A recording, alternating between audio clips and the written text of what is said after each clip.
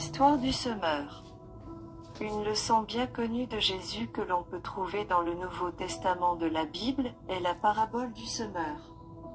Les livres de Matthieu, Marc et Luc le mentionnent tous.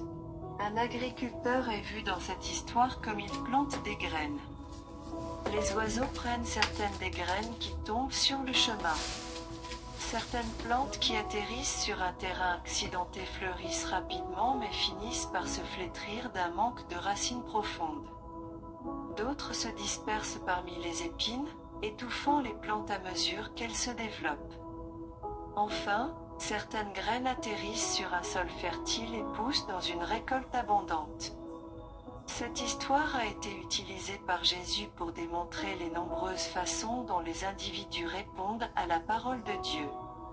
Les graines représentent la parole de Dieu, tandis que les diverses variétés de terre représentent le cœur des gens.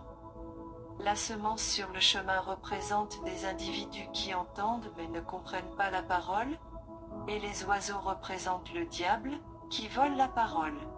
La semence qui tombe sur un sol accidenté reflète ceux qui entendent et reçoivent la parole avec joie, mais leur foi est superficielle et facilement ébranlée.